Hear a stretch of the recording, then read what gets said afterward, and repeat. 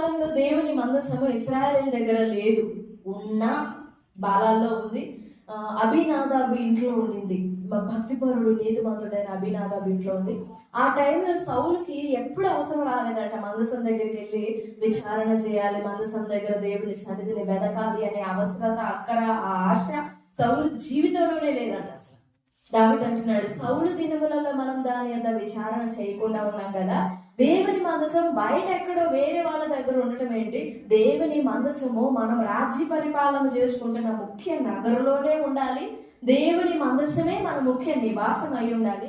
కాబట్టి మనం ఆ మందసాన్ని తీసుకుని వద్దాము అని చెప్పేసి 2వ వచనం, ఇశ్రాయేలీయుల నివాస ప్రదేశములలో శేషించి ఉన్న సహోదరులందరూ ప్లస్ 5వ వచనం, కిర్యత్యారీమును తీసుకుని వచ్చుటకు ఐగుప్తు యొక్క షీహోరు నది మొదలుకొని హమాతుకు పోవు మార్గము వరకు ఉండే ఇశ్రాయేలీయులందరినీ సమకూర్చాడంట. యాజకులు, సామాన్య ఇశ్రాయేలు ప్రజలు, యాజకులు, లేవీయులు, ప్రధానులు, అధికారులు అందరినీ సమకూర్చుకొని అందరూ కలిసి ఒక కొత్త బండిని చెక్కించి ఆ బండి మీద దేవుని మందసాన్ని తీసుకొని రావాలని చెప్పేసి ఈ ఇశ్రాయేలు అందరూ వెళ్ళారు. అభినాదాబు ఇంటికి కిర్యత్యారీముకి వెళ్ళారు. అక్కడనే 20 సంవత్సరాలు ఉండింది దేవుని మందసం. అక్కడి నుండి తీసుకొని వచ్చేటప్పుడు వారు సంతోషంగా 8వ వచనం, దావీదును ఇశ్రాయేలీయులందరూ తమ పూర్ణ శక్తితో దేవుని సన్నిధిని పాటలు పాడుతూ సితారాలు, స్వరమండలములు, తంబురులు, తాళములు, వాయిద్యాలు, బోరలు వాయించుకుంటూ సంతోషముతో, స్తుతులతో, స్తోత్రములతో దేవుని మందసాన్ని తీసుకొస్తున్నారు. ఆ వస్తూ ఉండినప్పుడు ఒక ప్లేస్ మందసాన్ని తీసుకొని వస్తున్నప్పుడు ఆ ఎడ్లు మరి ఎందుకు కాలు జారిందో, ఆ ఎందుకు అనేది కూడా ఆలోచించాలి. సరే, ఆ కాలు జారింది. కాలు జారగానే ఆ మందసం కింద పడిపోద్దేమో అని భయపడిపోయి ఉజ్జా, అహ్యో ఇద్దరు ఉన్నారు అక్కడ, బండిని తోలే వాళ్ళు అనమాట. ఉజ్జా, అహ్యో 7వ వచనం చూడండి. ఉజ్జాయును అహ్యోయును బండిని తోలిరి. అహియో అనండి, బాగుంటుంది ఇంగ్లీష్లో. ఉజ్జా అండ్ అహియో వాళ్ళిద్దరు బండిని తోలుతా ఉన్నారు. అహియో బాగానే ఉన్నాడు, ముందు తోలుతానే ఉన్నాడు. బండి కొంచెం ఆ ఎడ్లకి కాలు జారినప్పుడు తోలేవాడు ఆ తాడు ఏదో సంథింగ్ ఉంటుంది కదా, దాన్ని వదిలేసి మందసపు పెట్టెని పట్టుకున్నాడంట. పట్టుకొనవలెనని ఉజ్జా చేయి చాపగా 10వ వచనం, యెహోవా కోపం అతని మీద రగులుకొనెను, అతడు తన చేయి మందసమునొద్దకు చాపగా ఆయన అతన్ని మొత్తెను, అక్కడికక్కడ చనిపోయాడు. ఎందుకు చనిపోయాడు ఉజ్జా? చెప్పండి, ఎందుకు చనిపోయాడు ఉజ్జా? మందసం జారిపోబోతుంటే పట్టుకోవడం తప్ప, కింద పడుతుందేమో మందసం అని పట్టుకొన ప్రయత్నించడం తప్పు లేదు. మరి ఎందుకు చనిపోయాడు ఉజ్జా అక్కడ? రైటే, ఆలోచన రైటే. మిగిలిన వాళ్ళు ఎవరికి రాలేదు ఆలోచన, పడిపోతుందేమో అని. వెంటనే పడబోయే లోపల గబక్కని చేయబెట్టేశాడు, త్వరగా చేయబెట్టేశాడు. విత్ ఇన్ ఫ్రాక్షన్ ఆఫ్ సెకండ్లో మందసం జారి పడకుండా జస్ట్ చేయి చాపాడు అంతే. మందసం పడలేదు, ఏం లేదు. అట్లా జస్ట్ చేయి చాపగానే యాక్షన్, ఫ్రాక్షన్ ఆఫ్ యాక్షన్, చేయి జస్ట్ అలా స్ట్రెచ్ చేయగానే ముత్తేసాడు దేవుడు. చేయి చాపినందుకే, ముట్టుకుంటే ఇంకేమై ఉండేదో. ఉజ్జా చేయి చాపగా యెహోవా కోపం అతని మీద, ఆ మాట చదవండి 10వ వచనం, యెహోవా కోపము అతని మీద రగులుకొనెను, అతడు తన చేయి మందసమునొద్దకు చాపగా మొత్తెను గనుక అతడు అక్కడనే యెహోవా సన్నిధిని. ఎందుకు? దేవుని మందసం కింద పడకుండా, అవమానం కాకుండా, దేవుని మందసమునికి ఏ దెబ్బ తగలకుండా మందసాన్ని జాగ్రత్తగా పట్టుకోవాలి అనే ఆలోచన తప్ప. మరలా 1 సమూయేలు గ్రంథానికి వద్దాం. 5వ అధ్యాయం మొదటి వచనం, ఫిలిష్తీయులు దేవుని మందసమును పట్టుకొని ఎబెనెజరు నుండి అష్డోదునకు తీసుకుని వచ్చి ఆ గుడిలో దాగోని ఎదుట దాన్ని ఉంచి, అలాగా అపరాధార్థం వాళ్ళు చెల్లించగా ఎక్రోను, గాతు, ఇంకా ఫిలిష్తీయులు 3 ప్రాంతాల వాళ్ళు సేవయ్యారు, కాపాడబడ్డారు. తర్వాత కిందకు వచ్చిన తర్వాత బేత్షెమెషు వాళ్ళు ఏం చేశారో చూడండి. 19, బేత్షెమెషు వారు యెహోవా మందసమును తెరచి చూడగా దేవుడు వారిని హతము చేసి ఆ జనులలో ఎంతమందిని? 50,070 మందిని మొత్తెను. యెహోవా గొప్ప దెబ్బతో అనేకులను మొత్తగా జనులు దుఃఖాక్రాంతులయ్యారు. అప్పుడు బేత్షెమెషు వారు పరిశుద్ధ దేవుడైన యెహోవా సన్నిధిని ఎవరు నిలవగలరు, మన యొద్ద నుండి ఆయన ఎవరి యొద్దకు పోవలనో చెప్పి వాళ్ళని విచారించి తెలుసుకున్నప్పుడు 7వ అధ్యాయం 1వ వచనంలో కిరియత్యారీములో యెహోవా మందసమును తీసుకొని పోయి కొండ మీద ఉండే అబీనాదాబు ఇంటిలో చేర్చారు. అప్పుడు అబీనాదాబ్ ఏం చేశాడంటే, మీరు తర్వాత చదువుకోండి, అబీనాదాబ్ ఏం చేశాడంటే తనని, తన ఇంటి వారిని, తన ఇల్లంతటిని మందసము ఉండటానికి అనుకూలమైన స్థలముగా ప్రతిష్ఠ చేశాడు.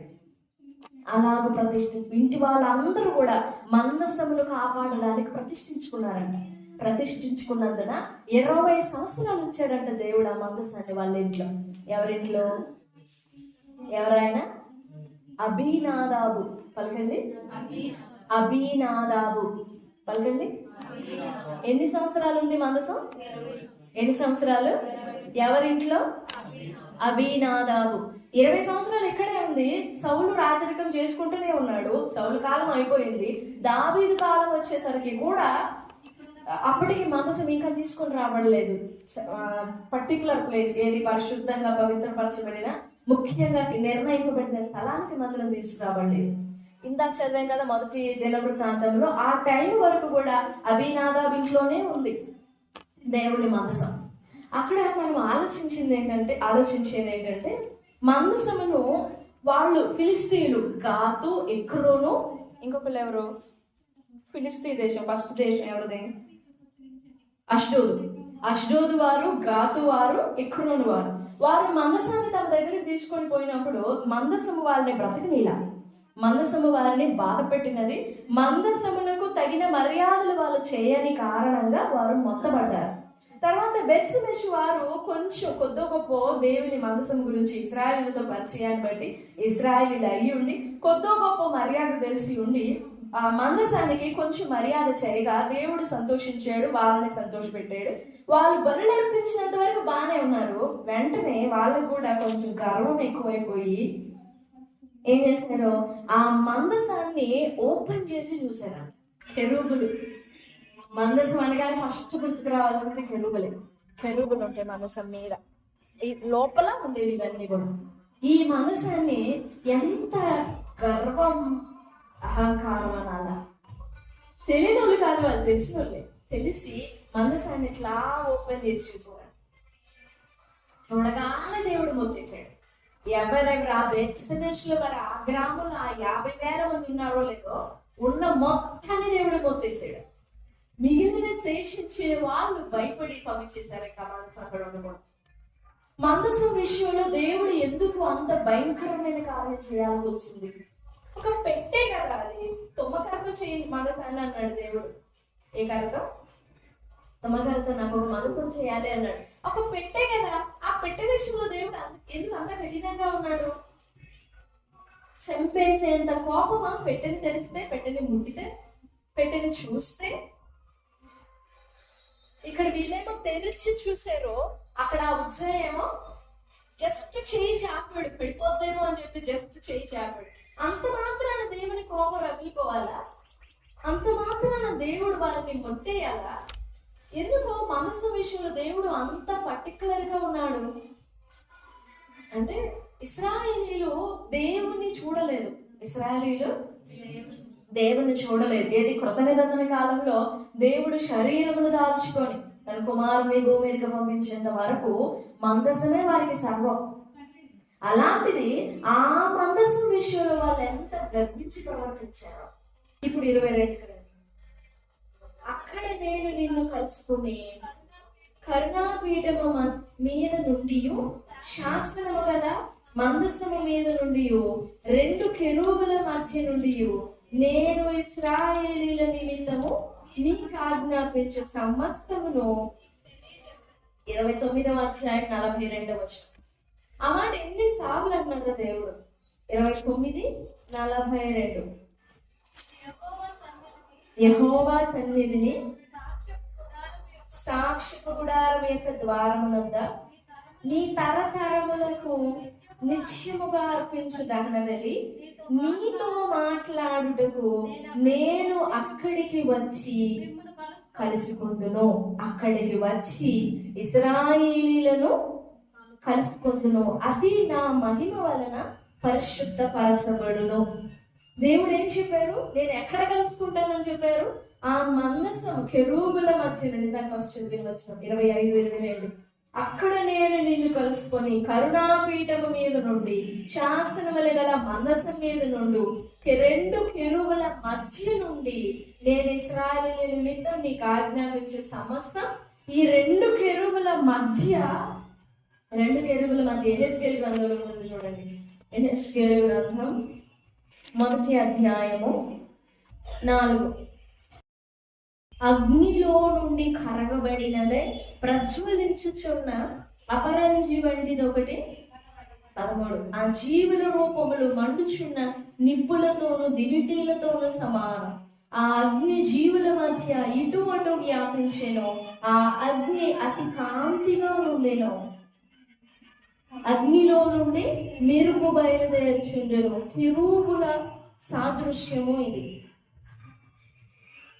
తర్వాత అదే 1వ అధ్యాయము క్రిందకి రండి, 25. అవి నిలిచి రెక్కలను వాల్చినప్పుడు, ఏవి? కెరూబులు రెక్కలను వాల్చినప్పుడు వాటి తలలకు పైగానున్న ఆకాశ మండలము వంటి దానిలో నుండి శబ్దము పుట్టెను. వాటి తలల పైనున్న ఆ మండలము పైన నీల కాంతమయమైన సింహాసనము వంటిది ఒకటి. ఆ సింహాసనము వంటి దాని మీద నరస్వరూపియకు ఒకడు ఆసీనుడై ఉండెను. చుట్టూ దాని లోపల కరుగుచున్న ఇత్తడియు అగ్నియు ఉన్నట్టు కనబడేను.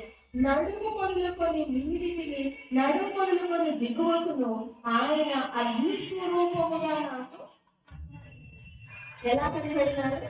అగ్ని స్వరూపముగా కనబడినారు. చుట్టూను తేజోమయముగా కనబడెను. వర్షకాలమున కనబడు ఇంద్రధనస్సు యొక్క తేజస్సు వలె దాని చుట్టూనున్న తేజస్సు కనబడెను. ఇది యెహోవా ప్రభావ స్వరూప దర్శనం. యెహోవా ప్రభావ స్వరూప దర్శనం. కీర్తనల గ్రంథంలో ఉంటుంది, కెరూబుల మధ్య ఆసీనుడై ఉండు దేవుడు. ఆ దేవుని సన్నిధిని, ఆ దేవుని ప్రభావాన్ని జస్ట్ చేత్తో పట్టుకోవచ్చు అనుకున్నాడు ఉజ్జా. అలా ఒక పెట్టె తెరిచి చూసినట్లుగా చూసి తృప్తి పడవచ్చు. అసలు అందులో ఏముందో అని దురాశ కనిపరిచారు బెత్షెమెషు వారు. నా మాట జాగ్రత్తగా అర్థం చేసుకోండి. దేవుని మహిమ ప్రభావము. కెరూబులు, 2 కెరూబులు ఉన్నాయి. కెరూబులకు పైగా, కెరూబుల అంటే మధ్యలోనైనా అనొచ్చు, కెరూబులకు పైగా అనైనా అనొచ్చు. యెహెజ్కేలు గ్రంథంలో కెరూబుల పైన జీవములు, 2 జీవములు ఉన్నాయన్నారు కదా, ఆ జీవముల కెరూబులే.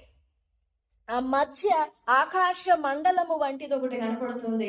ఆ ఆకాశ మండలము వంటిది అగ్నిమయమైనదిగా, అగ్ని కాంతి వలె కనపడుతుంది. ఆ అగ్ని కాంతిలో నరస్వరూపి అని వాడు ఆసీనుడై ఉన్నట్టుగా కనపడుతుంది. ఆ నరస్వరూపి వాడు పైనను నడుమునకు పైనను నడుమునకు దిగువన, 1వ అధ్యాయం అదే యెహెజ్కేలు గ్రంథం, నడుముకు పైగా నడుముకు కింద అగ్ని వంటి వానిగా కనబడినాడు. అది యెహోవా ప్రభావ స్వరూప దర్శనం. ఇప్పుడు మోషేతో చెప్పిన మాటను కూడా గుర్తు చేసుకుంటే, నేను ఇక్కడ నిన్ను కలుసుకుంటాను. ఎక్కడ? కెరూబుల మధ్య నుండి. ఎక్కడి నుండి? మందసము మీద నుండే కెరూబుల. క్లియర్ గా ఉంది నిర్గమ 25-32 క్లియర్ గా ఉంది చూడండి. నేను నిన్ను కలుసుకొని కరుణాపీఠం అంటే బల్ల లాంటిది. కరుణాపీఠము మీద ఉంటుంది మందసపు పెట్టె.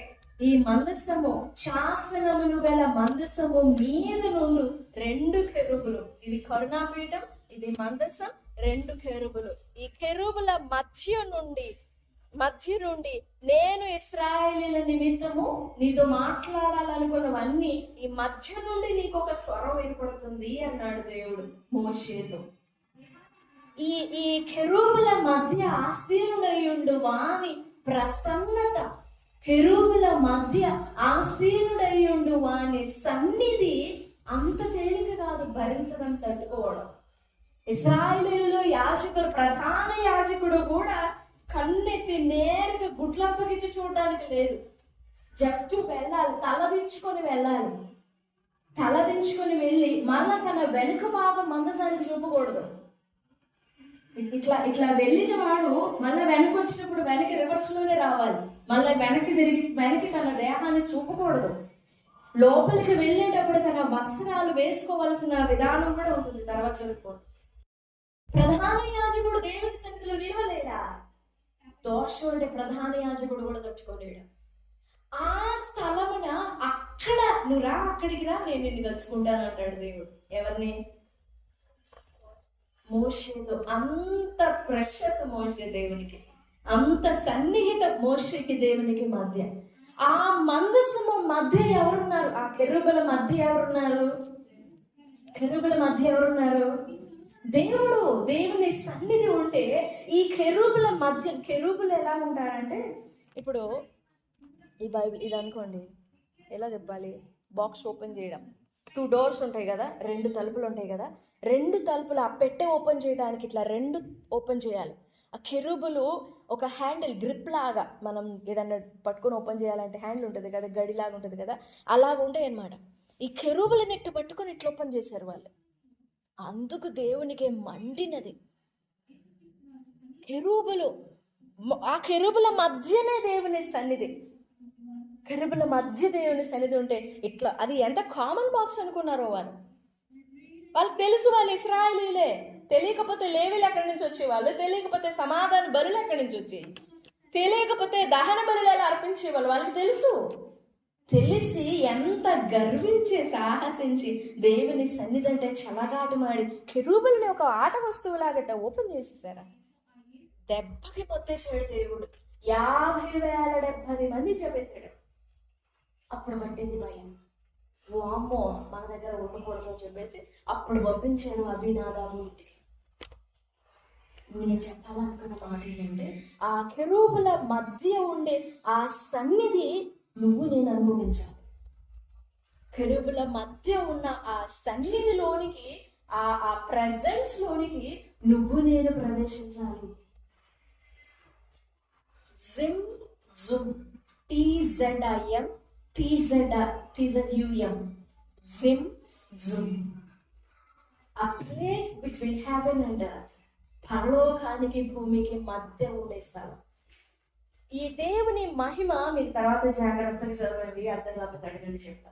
ఈ కెరూబుల మధ్య మందసము, శాసనములు గల మందసము మీద కెరూబులు ఉంటాయి. కెరూబుల మధ్య ఉండే మహిమ ఒక బేస్ ఉండదు. కెరూబుల మధ్య ఉండే మహిమకు ఒక బేస్ ఉండదు. భూమికి పైన ఆకాశమునికి మధ్యలో అలా వేలాడుతూ ఉంటారు ఆయన. ఉజ్జా ఏం చేశాడంటే, ఈ కెరూబులకు మధ్య ఉండే ఆ దేవుని సన్నిధిని తను భూసంబంధి, అందుకే ముందు చెప్పాను, జాగ్రత్తగా అర్థం చేసుకోండి. ఉజ్జా భూసంబంధి. ఉజ్జా దేవుని సన్నిధిని నింపుకొనని వాడు. ఉజ్జా దేవుని సన్నిధిని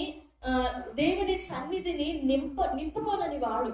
ఈ భూసంబంధి అయిన వాడు కరెంట్ షాక్ కొట్టినప్పుడు దాన్ని ఎలా ఎక్స్ప్లెయిన్ చేస్తారు? ఎర్త్ వస్తుంది కదా, ఎలా వస్తుంది అంటే ఈ నేలని తాకకుండా, అంతే కదా, నేలని తాకకుండా ఏదో సంథింగ్ మీడియం మీద ఉండాలి. మన బాడీ ఏదో ఒక మీడియం మీద ఉండి అప్పుడు కరెంట్ టచ్ చేసినప్పుడు ఎంత పవర్ అయినా, అంటే ఒక లిమిట్ ఉంటుంది, ఎంత దానైనా బేస్ మన పాదం భూమిని టచ్ చేయకూడదు, తాకకూడదు. భూమి మీద ఉండకుండా, అంటే భూ సంబంధి కానట్టుగా దాన్ని పట్టుకోవాలి. అప్పుడు ఒకవేళ %, ఒక లిమిట్ % ఆ కరెంట్ తనని పట్టుకోవడానికి నీకు ఛాన్స్ ఇస్తుంది. If you are touching earth, నువ్వు భూమిని టచ్ చేస్తున్నప్పుడు, నువ్వు భూమిని టచ్ చేయకపోయినా నిన్ను పట్టుకున్న వాళ్ళు ఎవరైనా భూమిని టచ్ చేస్తూ ఉంటే, అంతేనా? రైటేనా? ఎక్స్ప్లెనేషన్ అంతే కదా. నువ్వు కాకుండా బయట ఎవరైనా నిన్ను టచ్ చేసే వాళ్ళు భూమిని తాకినా నీకు ఒకటి డైరెక్ట్ గా పాస్ అయిపోతుంది కరెంట్. అలాగా దేవుని సన్నిధి ఆ భూమికి, పరలోకమునకు, ఆకాశమునకు పరసంబంధమైన దేవుని సన్నిధిని ఈ భూ సంబంధి అయిన వాడు, భూ సంబంధంగా బ్రతుకుచుండిన వాడు, శరీర సంబంధి అయిన వాడు జస్ట్ అట్లా పట్టుకోదలిచాడు. షాక్ ఎందుకు కొట్టదు మరి? ఒక దెబ్బ కొడితే అంతే రాలిపోయాడు, బిడ్డ రాలిపోయినట్టు రాలిపోయాడు. ఆ పరిశుద్ధ సన్నిధిని నువ్వు నేను అనుభవించాలని పరిశుద్ధాత్మ దేవుడు నీ యందు నా యందు నివసించినది. అయితే ఆ అవసరత లేకుండానే ఎంత ధైర్యంగా వస్తామో మనం దేవుని దగ్గరికి. కృప కావాలి, దీవెన కావాలి, వరం కావాలి, అక్కడ తీరిపోవాలి, దేవా నాకు అవి కావాలి ఇవి కావాలి అని అడుగుతావు. కానీ ఆ దేవుని సన్నిధి మాత్రం మనకు అక్కర్లేదు కదా. నా మాట అర్థమవుతుందా? అర్థమైతే స్తోత్రం చెప్పండి. నీకు ఎంత కావాలి దేవుని సన్నిధి? ఈ ఎత్తుని టచ్ చేయకుండా ఎలా నువ్వు కరెంటుని పట్టుకోనగలవో, ఎత్తుని టచ్ చేస్తూ ఎలా కరెంటుని పట్టుకోనలేవో, ఈ భూ సంబంధమైన మనిషిగా ఉంటూ ఆ ప్రెజెన్స్, ఆ ప్రసన్నతని నువ్వు తాకలేవు. ఆ ప్రసన్నత నిన్ను తాకదు, నువ్వు ఎప్పటికీ దాన్ని అనుభవించలేవు.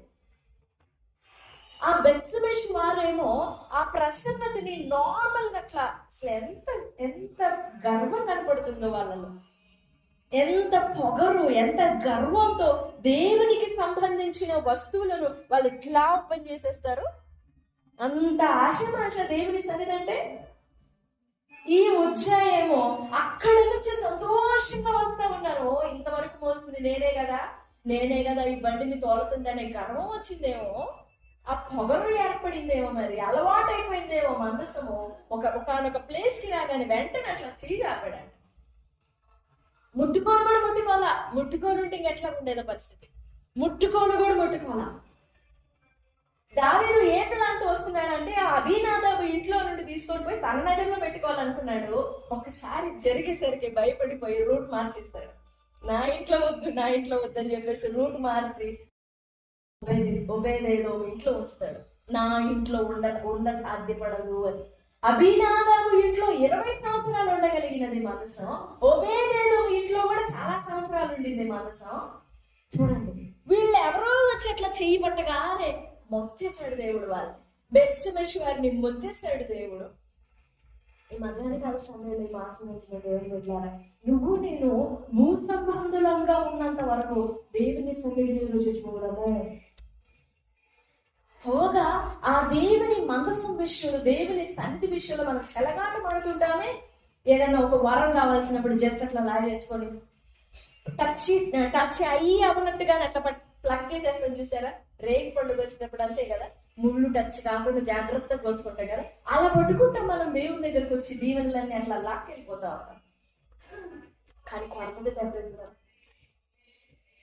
నీలో ఉండాల్సింది దేవుని కృప కాదు, నీలో ఉండాల్సింది దేవుని దీవెనలు కానే కాదు, కానీ నీలో ఉండవలసినవి దేవుని సన్నిధి. ఆ సన్నిధిని భరించినట్లుగా ఈ దేహం నిర్మింపబడినది విచిత్రంగా. ఆ సన్నిధిని భరించినట్లుగా, అనుభవించినట్లుగా ఈ హృదయం, ఈ ప్రాణం, ఈ ఆత్మ చక్కగా ప్లాన్తో రూపుదిద్దబడినది.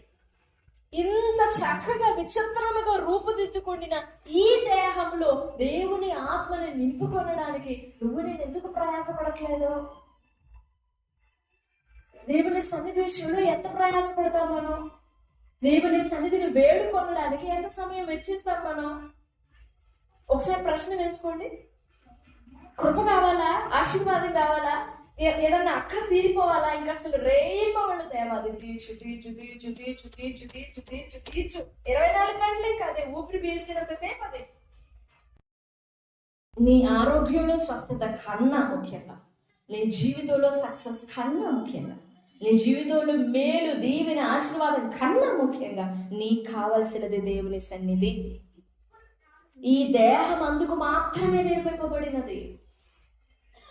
ఎంతవరకు దూరం చేస్తావు దేవుని సన్నిధిని, దేవుని ఆత్మని? ఈ దేహం స్వతంత్రించుకోనకుండా, ఇంట్లోనికి రానికుండా ఎన్నాళ్ళని అడ్డుకుంటావు? ఇది ఆయన ఇల్లు, ఇది ఆయన నివాసం. జీవించినది నువ్వైనా, ఊపిరి పీల్చేది నువ్వైనా, దీనికి అన్నం పెట్టి పోషించేది నువ్వైనా, నిర్మాణకుడు, సోల్ రైట్ ఓనర్ ఆయనే. ఆయన ఈ జీవితంలోనికి వచ్చేంత వరకు ఏది సంపూర్ణంగా రావాలి, సంపూర్ణంగా ఏలుబడి చేయనట్లుగా రావాల్సిందే, పూర్తిగా రావాల్సిందే. ఆయన నీ జీవితంలోనికి, నీ హృదయంలోకి కంప్లీట్ గా వచ్చేంత వరకు యు విల్ ఫీల్ ఎంప్టీ. ఎంతైనా ప్రయత్నం చేయి, you will fail. Failure failure failure failure. ప్రార్థన చేస్తావు, ఫెయిల్ అయిపోతావు. విశ్వసిస్తావు, ఫెయిల్ అయిపోతావు. ఎందుకంటే కొనసాగించువాడు పరిశుద్ధాత్ముడు మాత్రమే. విశ్వాసం పుట్టాలన్నా పుట్టించాలన్నా ఎవరు? నీకు నువ్వు విశ్వాసం ఉంచగలవా? ప్రార్థన చేయగలవా? ప్రేమించగలవా? నడవగలవా? మాటలో ఈ వాక్యం ఆయన ఊపిరి అయి ఉన్నది. ఈ వాక్యం నువ్వు నెరవేర్చవాలంటే నీకు ఎవరు కావాలి? ఎవరు కావాలి? వాక్యం నెరవేర్చడానికి నీకు ఎవరు కావాలి? వాక్యం వినడానికి నీకు ఎవరు కావాలి? వాక్యం విశ్వసించడానికి నీకు ఎవరు కావాలి? పరిశుద్ధాత్మ సహాయం లేకుండానే, పరిశుద్ధాత్ముడు నీ జీవితంలో ఉండకుండానే జీవితంలో జీవించేస్తావా? ఎంత సెల్ఫిష్ పీపుల్ కదా మనం. ఎప్పుడన్నా అడుగుతాం అలాగా? ఆయనేమో నీకు విశ్వాసం కలిగినట్లుగా నిన్ను ప్రేరేపించాలి. విశ్వాసం అసలు దరిదాపులో లేకపోయినా నీలో అట్లా జన్మింపజేయాలి విశ్వాసం. కానీ ఆయన మాత్రం నీలో ఎంత వేడుకుంటావు ఆయన ఆత్మ కొనుక్కో. ఎన్ని గంటలు ప్రార్థన చేస్తాం ఆయన ఆత్మ కొనుక్కో. ఎప్పుడైనా దేవుని సన్నిధిలో అలా నీ కళ్ళు మూసుకొని మౌనంగా గంటలు ఒక గంట పాటు ఏది నీ నోటి నుండి స్తుతి రాకూడదు, నీ నోటి నుండి వేడుకోలు ప్రార్థన రాకూడదు, రాకుండా నీ నోటి నుండి ప్రార్థన రాకుండా మౌనంగా దేవుని సన్నిధిలో నిలబడి దేవుని పరిశుద్ధాత్మ నీలో నింపబడినట్లుగా అవకాశం ఇస్తామా? అంత అవసరత మనకుందా? దేవా నువ్వే నింపబడాలి, నువ్వే నింపబడాలి, నిలువెల్లా నింపబడాలి. నువ్వు నిండి ఉండాలి, నిండి ఉండాలి, నిండి ఉండాలి, నిండి ఉండాలి. నువ్వు నిండుకో, నాలో నింపబడు, నాలో నింపబడు, నాలో నింపబడు. ఇప్పుడు ఇంకా చాలా కాలం అయిపోయింది, చాలా ఆలస్యం అయిపోయింది. నీ జీవితంలోకి దేవుని పరిశుద్ధాత్ముడు రావాలి. నిన్ను నిలువెల్లా నింపాలి, నిన్ను నిలువెల్లా నింపి నీలో ఏలుబడి చేయాలి. ఆ ఏలుబడిలో నూతన కార్యాలు చూస్తాం, ఆ ఏలుబడిలో నూతనమైన మార్పు చూస్తాం. అప్పటి వరకు నీ సొంతంగా నువ్వు ప్రార్థన చేయొచ్చు, నువ్వే బలపరుచుకొని కూర్చుకొని ప్రార్థన చేయడం, అది ఇది ఏదో ఒక విధంగా నువ్వు ప్రయత్నం చేస్తావు, చేయగలవు, పాసిబుల్ చేయగలవు, చేస్తావు. కానీ మరుక్షణమే యూల్ సీ ఫెయిల్యూర్. తప్పకుండా తొట్టుపడిపోతాం. Because everything you do behind is not because of the Holy Spirit and not by the Holy Spirit. And the thing which you, whatever you do without the Spirit of God, it's always the evil spirit, and the Spirit makes you like that, will lead you like that. దేవుని ఆత్మ వలన పుట్టు కార్యమే శాశ్వతం.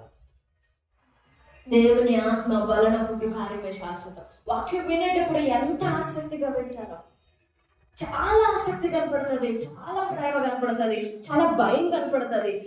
మరుసటి 5-10 నిమిషాల తర్వాత అదే ఆశ కనపడుతుందా అని చూస్తే ఉండదు. ఒక పక్క దేవుని మాటల అంత ఆశతో, భారంతో, బాధతో, వేదనతో ఒక్క మాట వాక్యం చెప్పాలంటే ఎంత భారం ఉంటుందో తెలుసా వెనకాల, ఎంత ప్రయాసం ఉంటుందో తెలుసా వెనకాల, ఎన్ని గంటల ఎన్ని రోజుల సిద్ధపాటు కావాలో తెలుసా. దేవుని ఆత్మ నీలో నిండుకోవాలి. భూ సంబంధిగా తాక ప్రయత్నించావా? నిలబడలేదు. భూ సంబంధిగా తాక ప్రయత్నించొద్దు, కాలిపోతావు. కాలిపోవడం అంటే బూడిదైపోతావు అనుకునేవి, నల్లగా మసిగుబ్బులాగా అయిపోతాం అనుకునేవి. కాదు. కాలిపోవడం అంటే ఆత్మ కాలిపోతాయి, చెవులు కాలిపోతాయి, కళ్ళు కాలిపోతాయి, ఇంకా గ్రహింపు ఉండదు, అండర్స్టాండింగ్ ఉండదు. ఇంకా you will never discern that, you will never understand that your eyes are burned, that your lips were burned, that your ears were burned, that your heart was burned. నీ హృదయం కాలిపోయింది అని సంగతి తెలియదు, but you are burned. భూ సంబంధిగా దేవుని సన్నిధిని తాక ప్రయత్నించొద్దు. You will die like Uzzah. అలాగే నిలబడొద్దు మనం. తన పర్సనల్ స్ట్రెంగ్త్, తన శరీరం, తన ఒక పక్క బండి తోలుతూనే ఉన్నాడు, ఒక పక్క ఇది చేయి చెప్పాడు. మంది కూడా అదే కదా. ఓ పక్క ఈ లోకంలో శరీర సంబంధమైన జీవితం కంటిన్యూస్ గా నడుస్తూ ఉంటాం, గురి అంతా అటే చూస్తూ ఉంటది, కానీ జస్ట్ ఒక సైడ్ చెయ్యి మాత్రం జాపుతాం. We portray that we are so capable to maintain these two lives. ఈ రెండు జీవితాలని బ్యాలెన్స్ చేయగలిగినంత జ్ఞానం, సామర్థ్యం దేవుని కృప నాకు ఇచ్చింది అని అంటాం మనం. అలాంటి బ్యాలెన్స్డ్ లైఫ్ ఇచ్చేది దేవుడు కాదు, అపవాది. If you are balancing darkness and light, you are devil. If you are balancing holy things and unholy things, if you are trying to balancing both of them, రెండింటిని, అపవిత్రమైన దానిని పవిత్రమైన దానిని రెండింటిని ఒక కాడిని కట్టకూడదు, జోడు కుదరదు. అలాంటిది భూ సంబంధమైన వ్యక్తిగా జీవిస్తూ, శరీర సంబంధమైన వ్యక్తిగా జీవిస్తూ, శరీర సంబంధమైన క్రియలు, అలవాట్లు, శరీర సంబంధమైన స్నేహము.